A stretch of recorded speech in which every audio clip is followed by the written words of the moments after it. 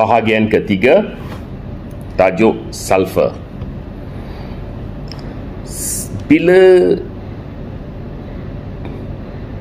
Bila ia musim hujan, salah satu elemen yang paling boleh menyelamatkan tumbuhan anda ialah hanya sulfur. Bila sulfur itu ada dengan secukupnya di dalam tumbuhan, dari segi baja atau semula jadi ataupun secara folia ke apa, ia akan menyelamatkan pokok daripada kulat, fungus. Okey. Hujan juga mempunyai sulfurnya tersendiri. Tumbuhan menyerap baja sulfur ni daripada hujan rain. Dia sendirinya sudah terkandung dengan contamination daripada kenderaan-kenderaan semua. Dia mengeluarkan sulfur, dia pergi ke atas langit dan dia turun sebagai hujan. Dia terkandung di dalam tu. Tapi ia akan berkurangan di zaman-zaman yang akan datang lah. Itu bab lain kita akan ceritalah. Okey. Terlampau banyak sulfur, ia akan membakar tumbuhan yang sensitif dengan sulfur kalau diberi secara folia. Jadi bukan semua tumbuhan dapat menerima sulfur, baja sulfur ni daripada segi folia. Daripada segi dari tanah, sumber tanah, kita campur adukkan dan memberi di tanah, dia menyerap, dia boleh terima ke 100% pokok tumbuhan semua boleh terima. Tetapi ada satu senarai yang panjang pokok-pokok tumbuhan yang tak dapat terima sulfur dari segi folia. Pisang dan kekacang, macam kacang panjang. Kacang panjang dia sensitif sangat. Kacang lah, jenis-jenis kacang, peria, petola, dia akan cepatkan penuaan mereka dan bakar. Jadi kamu kena adjust dia punya, kena belajar dan segi mendalam berkenaan sulfur ni. So kalau kamu ingat kamu boleh beli sulfur dan spray, tak boleh, sebab sulfur itu perlu dicairkan sebelum digunakan sebagai folia. Alright, elemental sulfur. Kalau kamu gunakan sulfuric acid, ada kebaikan, kemudaratan dia. Jadi kamu kena belajar itu satu section. Mungkin kalau kita buat video hanya untuk sulfur, kalau saya buat 100 series begini, sekarang baru nombor 3 kan. Kalau saya buat 100 series pun kita tak dapat cover semua bab-bab berkenaan sulfur kalau slow-slow. Okay? Tapi kita buatlah apa yang kita mampu.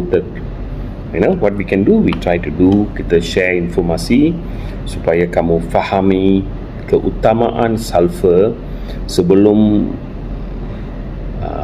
cakap fungicide itu tak baik, insecticide ini tak baik, baja ini tak jalan baik, dia tak ada quality. Sebelum ni kamu kena belajar sulfur dulu. Lepas sulfur kita akan pergi ke nitrogen, fosfat, potasium, magnesium semua. Satu persatu lah. Okey. Dan dan untuk kehidupan, sulfur ini terlalu penting. Kalau kamu kurangkan sulfur di badan manusia, kita akan cepat sakit.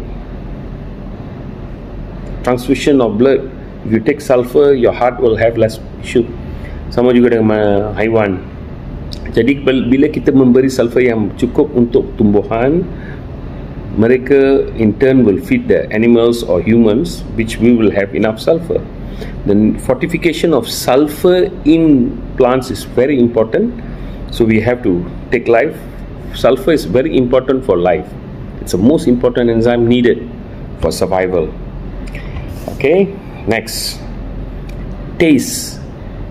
Bila kita makan durian, manggis, rambutan, jagung manis, beras, nenas, strawberry, semua, kebanyakan kita ada orang komplain dia masam, dia tak manis sebab kekurangan sulfur.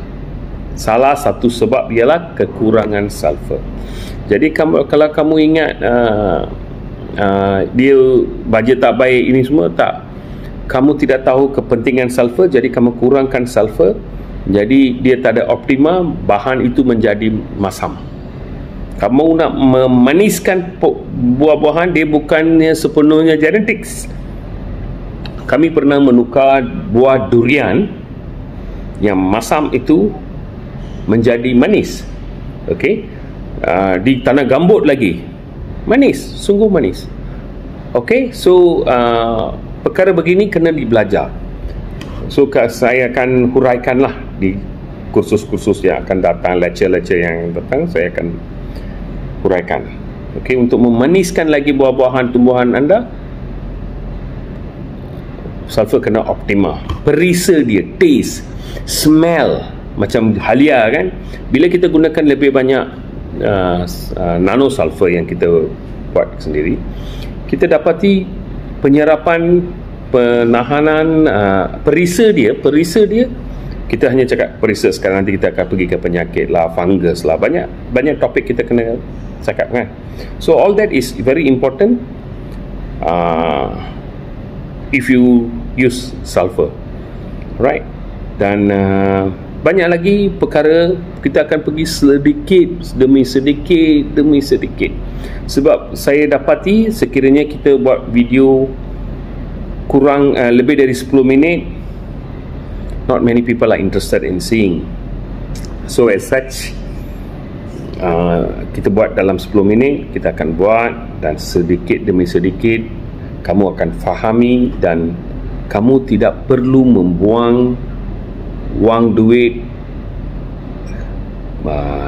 untuk membeli bahan-bahan yang kamu ingatkan boleh selamatkan pokok anda, yang kamu ingatkan boleh selamatkan pokok anda daripada cuaca, penyakit, virus, fungal, bakteria, dan terlebih gunaan baja. Kamu nak hijaukan semua ni, kita akan huraikan satu persatu, dan saya akan cuba beri sebab-sebab saya datang ke analisis ini. Okey, dan dia bukannya dipetik dari langit dan diberi kepada kamu. Ini adalah bertahun-tahun kita belajar serba sedikit. Okey, mungkin 30 tahun. Dari 30 tahun ini kamu tidak perlu hidup untuk 30 tahun untuk belajar ini semua. Kamu hanya perlu ikuti kursus-kursus ini, sikit-sikit kamu belajar, dan gunakan logik, sains, reasoning, dan kamu akan jadi, saya berharap kamu akan jadi seorang petani yang lebih maju dan berpengalaman dan knowledge base, yang berpengetahuan. Jadi terus jangan pergi ke kedai baja dan cakap, saya nak ni, apa dia akan beri. Dia bukan satu agronomist, dia bukan horticulturist yang berpengalaman. Dia kedai jual baja, kerja dia ialah hanya jual baja, benih dan racun, itu saja. Jadi bila kamu tanya solution untuk dia daripada tanya agronomis, kamu telah pergi ke kedai yang lain, tempat yang lain untuk dapatkan jawapan kamu.